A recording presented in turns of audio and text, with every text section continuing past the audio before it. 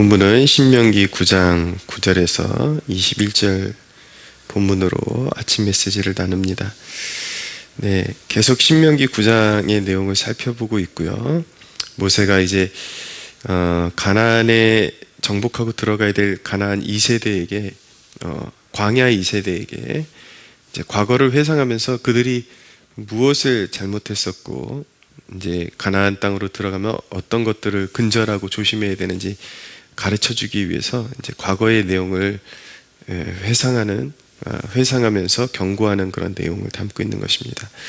자, 먼저 9절을 보면은 그때에 내가 돌판들 곧 여호와께서 너희와 세우신 언약의 돌판들을 받으려고 산에 올라가서 40주 40야를 산에 머물며 떡도 먹지 아니하고 물도 마시지 아니하였더니, 모세가 이 언약의 돌판을 받기 위해서 모세가 몸부림친 대목을 보여주고 있습니다. 40주 40야를 산에 머물며 떡도 먹지 아니하고 물도 마시지 아니하였더니, 하나님께 속한 그 놀라운 계획, 비밀, 언약의 돌판을 받기 위해서 모세가 얼마나 하나님을 추구하기 위해서 정말 힘든 길을 걸었는지 선택했는지 보여주는 것입니다. 약속들, 하나님의 약속들, 구원의 약속들은 믿음으로 받는 것입니다.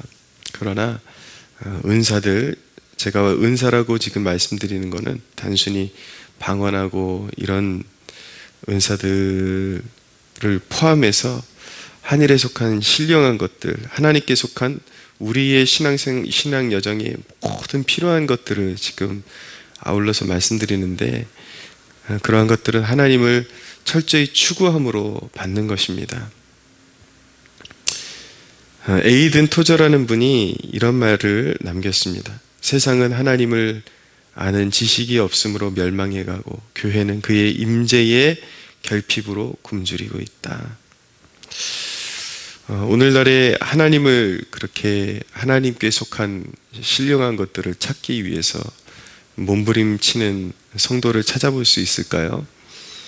이미 의식이 세속화되어서 이러한 하나님을 찾기 위해서 특별히 하나님의 그런 은밀한 것들, 그리고 더 깊은 임재를 맛보기 위해서 이 세상의 축복이 아닌 정말 하늘의 축복을 맛보기 위해서 하나님 나라로 침노하는 그런 자세를 가진 성도들을 찾아보기란 갈수록 어려워지고 있습니다.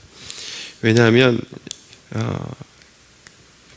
최근에 흘러 들어오는 신학적인 체계, 사상 자체가 점점 지식으로 그러한 노력들을 우습게 여기도록, 그리고 그것을 맹신적인 것처럼 그렇게 여기도록 그렇게 가리고 있기 때문인 것입니다. 그래서 많은 사람들은 영적으로 게을러지고, 제가 지금 에이든 토저에 관한 글을 잠깐 대목을 소개해드렸는데, 에이든 토저의 글을 보면 그런 이 시대의 사람들, 그런 영적인 깊이가 없어질 수밖에 없는 이유가 무엇이냐면, 모든 영적인 게으름과 그런 안일함의 그런 모습들을 신학이라는 이름으로 가리고 있기 때문에 더 이상 깊은 임재로 들어가지 못하고 하나님의 그런 약속들을 그냥 술집에서 그냥 가볍게 이야기를 논하면서 가볍게 취급해버리는, 자신의 삶의 변화와 거룩함을 추구하지 않으면서도 하나님의 약속들이 내 삶 가운데 다 성취되었다라고 말하는 세대, 그 믿음 안에서 그냥 모든 것이 성취되었다. 일부분은 맞는 말이지만 그것이 약속으로 와 있는 것은 사실이지만 그것을 추구하지 않고도 이미 내 것이 되었다라는 것은 그것은 거짓말인 것입니다. 그래서 이 세대는 그런 자신들의 세속성, 영적인 게으름을 어설픈 지식으로 이렇게 가려놓고 포장하고 살아가는 그런 시대라고 말씀드릴 수가 있겠죠.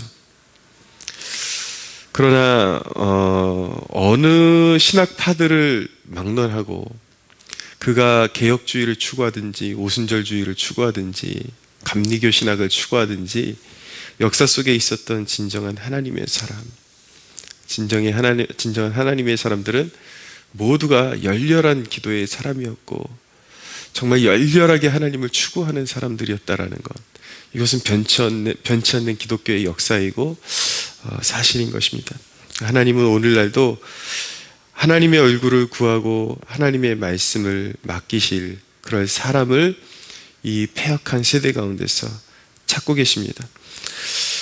여러분들은 많은 그런 시간들을 커피숍에서 소진하고 어쩌면 그런 사교적인 그런 만남 속에서, 심지어는 교회에 속한 그런 모임이라 할지라도 그런 분위기 속에서 시간을 보내고 있을 수 있습니다. 여러분들은 얼마나 많은 시간들을 하나님 앞에 1년에 얼마나 어느 정도의 시간을 투자해서라도 정말 하나님 앞에 특별히 시간을 떼어서 하나님 앞에 헌신하는 시간을 통해서 정말 영적인 이 비밀들과 은사들, 하나님의 더 깊은 임재를 맛보기 위해서 얼마나 몸부림치고 있나요? 여러분, 각성하고 깨어나시고 이 세대에 정말 하나님의 것을 담을 수 있는 영의 사람들을 찾으시고 계신다라는 것을 이 아침에 꼭 기억하시기 바랍니다. 모세가 그렇게 하나님의 그런 계명을 받기 위해서 몸부림치는 동안 이스라엘 백성들은 심각한 타락을 경험하게 되었습니다. 백성들은 이제 드디어 이제 송아지 우상을 만들어 놓고 그것이 하나님이라고 그렇게 이야기하는 처지까지 이르렀습니다. 그래서 하나님께서 모세에게 경고하시죠. 12절에 보니까 내게 이르시되 일어나 여기서 속히 내려가라. 내가 애굽에서 인도하여 낸 내 백성이 스스로 부패하여 내가 그들에게 명령한 도를 속히 떠나 자기를 위하여 우상을 만들었느니라. 자기를 위하여 우상을 만들었다. 이 대목에 주의하십시오. 이스라엘이 만든 우상은요, 완전히 그런 어떤 하나님과 별개의 것을 만든 것이 아니라 그들의 의식 속에 그들은 그것이 애굽에서 자신들을 인도해낸 하나님이라는 그 믿음을 가지고 하나님을, 자신들이 섬기는 하나님을 투영해서 이제 우상을 만들어낸 것입니다. 그들은 이제 눈에 보이는, 그렇지만 그들의 마음 속에는 그것이 자신들을 애굽에서 속량해낸 신이다라고 그렇게 의미를 거기에다 부여했던 것 뿐이죠. 그러나 그것은 하나님께 통하지 않았습니다. 하나님이 대노하실 수밖에 없는 그런 우상숭배였다라는 그런 선고를 받을 수밖에 없었던 것이죠. 그들의 부패의 원인은 첫째로 하나님의 일하심을 신뢰하지 못했기 때문인 것입니다. 그들이 우상을 빚어낼 수밖에 없었던 이유는 이제 모세가 40일 동안 하나님 앞에 가서 그 계명을 받기 위해서, 십계명을 받기 위해서 영적으로 고투하는 동안 참을 수가 없었던 거예요. 무언가 자신들의 위로가 되고 격려가 되는 실제적인 가시적인 어떤 그 신적 대상이 보이지 않았기 때문에 모세가 계속 자신들이 생각했던 것보다 오래 그렇게 산에 머무르는 동안 참을 수 없어서 인내하지 못하고, 하나님이 자신들을 과거에 어느 시점에 애굽에서 자신들을 불러내었던 하나님이 지금은 더 이상 자신들의 삶 가운데 역사하시지 않는구나 라는 그런 불안감에 빠지게 됐고, 그래서 자신들의 마음에 위안을 줄 수 있는 송아지 우상을 만들어낸 것입니다. 두 번째로 부패의 원인은 자신들의 그런 기대와 이제 빗나가는 상황을 견딜 수 없었던 것이죠. 우리가 이 마음속에 화가 일어날 때에 하나님은 이렇게 행하실 거야 라는 그런 생각이 빗나갈 때 이제 스스로의 마음속에서 화가 일어나고 분노가 일어날 때가 있습니다. 제가 이 말씀을 곰곰이 묵상하면서 저 또한 하나님이 이렇게 역사하실 것 같았는데 그런 기대들이 빗나갈 때 마음속에 은근히 화가 치밀어 오르고 하나님이 그 상황 가운데 어떻게 생각하시는지에 대한 고려는 하지 않고 알고자 하는 마음은 없이 스스로의 마음속에서 그 화나는 것들을 곱씹고 그러고 있는 저의 모습을 보면서 그런 저의 모습이 바로 내가 내려놓지 못하는 어떤 우상이 있기 때문에 하나님의 코드와 빗나가고 있다는 것을 이 말씀을 통해서 알게 된 것입니다. 우상의 근본적인 특징은 자기를 위해서 부어 만드는 것이거든요. 하나님이 자기와 같아지기를 원하는 마음, 그것이 빛나면 분이 오르고 화가 치솟는 것이죠.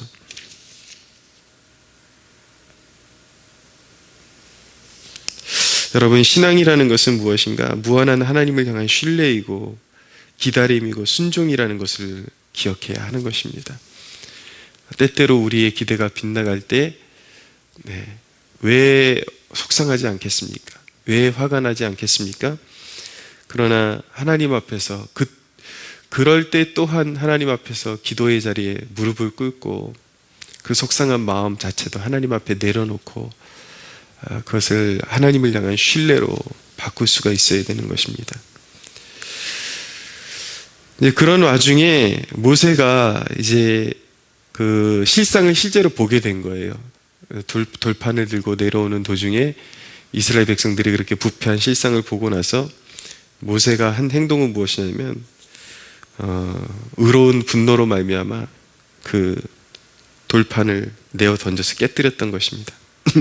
왜 모세가 그런 행동을 했냐면 이미 하나님의 전 존재에 대한 부정이 일어났어요. 이스라엘 공동체 안에서. 그래서 결국 하나님의 말씀, 하나님의 계명이 이스라엘 공동체의 무의미한 존재로 전락해버린 것입니다. 좁았자 소용이 없어요. 어차피 하나님의 말씀과 상관없는 백성이 영적으로 되어버린 상태이기 때문에 그 관계를 부정하는 상태에 이스라엘 백성들이 들어갔기 때문에 하나님의 말씀이 그들에게 무용지물이 된 것입니다. 사랑하는 여러분, 항상 엎드리는 마음을 가지십시오. 내 뜻대로 되지 않을 때에 분나는 것, 화가 치밀어 오르는 것, 그것을 신뢰로 처리하지 못할 때에 인간은 기어이 우상을 만들어낼 수밖에 없습니다. 내가 편한 대로 하나님을 이제 생각하기 시작하고, 이제 가장 위험한 것은 무엇이냐면 진정한 하나님의 말씀이 들어와도 인간이 무뎌지게 됩니다. 이게 우상숭배에 빠져있는 인간의 마음이에요. 더 이상 가슴을 두드리지를 못해요. 왜냐하면 이제는 하나님을 믿긴 믿는데 그 의식 속에서 내가 원하는 대로 믿을 거야. 하나님은 이러셔야 돼. 하나님은 이러셔야 돼. 하나님은 이런 분이라니까. 그 고집과 완강함이 이제 실제적인 하나님에 대해서 눈을 가려버리는 그런 처지에 들어가게 되는 것입니다. 그래서 하나님께서, 성령님께서 민감하게 마음을 두드리고 회개를 촉구하실 때에 빨리빨리 죄의 문제를 처리하고 다시 일어서야 그 문제를 해결함 받을 수 있다는 것을 우리가 기억해야 하는 것이죠. 그래서 결국은 이스라엘 백성들의 그런 타락 가운데 모세가 이제 다시 하나님의 계명을 받기 위해서 또다시 40일을 고군분투해야 되는 그러한 처지가 되었습니다. 18절에 보니까 내가 전과 같이 40주 40야를 여호와 앞에 엎드려서 떡도 먹지 아니하고 물도 마시지 아니하였으니 이는 너희가 여호와의 목전에서 악을 행하여 그를 경노하게 하여 크게 죄를 지었습니다. 19절에 여호와께서 심히 분노하사 너희를 멸하려 하셨으므로 내가 두려워하였노라. 그러나 여호와께서 그때에도 내 말을 들으셨고 여호와께서 또 아론에게 진노하사 그를 멸하려 하셨으므로 내가 그때에도 아론을 위하여 기도하였다. 그리고 송아지를 가져다가 불살라 티끌같이 찧어버렸다. 이 중보자의 고충이 보이십니까? 이 죄를 범하는 백성을 위해서 하나님의 말씀을 또 받기 위해서 시내산에 올라서 40일 40야를 물까지 마시지 않으면서 극도의 그 피로와 역경을 견뎌야 했던 그 모세의 그 마음.